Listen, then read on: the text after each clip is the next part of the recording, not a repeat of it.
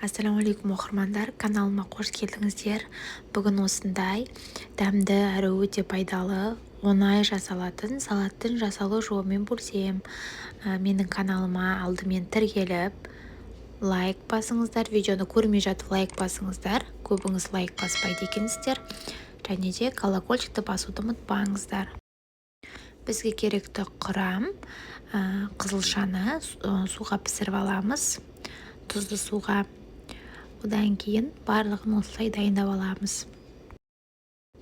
Барлық құрамды осындай шұңғыл ыдысымызға салып аламыз. Ең алдымен суда піскен қызылшамызды, одан кейін жапырақтарымыз саламыз. Бұл жерде руккола, яғни бұл жапырақты микс деп атайды, ішінде барлығы бар.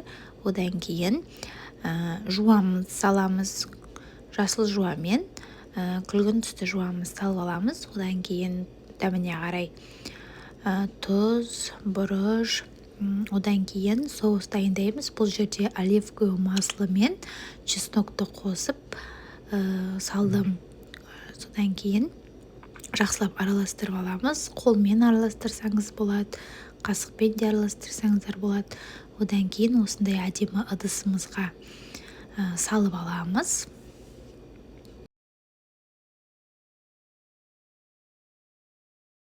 Салып болғаннан кейін бетіне творожный сыр салам, немесе фетаның сырын салсаңыздар да болады. Содан кейін грецкий орех немесе мен кешью пайдаландым. Орехтың кез келгенін пайдалануға болады деп ойлаймын. Орехымызды пышақтың көмегімен ұсақтап аламыз да осылай себеміз. Біздің салатымыз дайын, достар. Жасап көріңіздер. Жасап көргеннен кейін пікір қалдырып лайк басуды ұмытпаңыздар, тіркеліп отырыңыздар. Сіздермен бірге болған Назерке Мейрамқызы. Алдағы уақытта көптеген видеолар салатын боламын. Ассалаумағалейкум.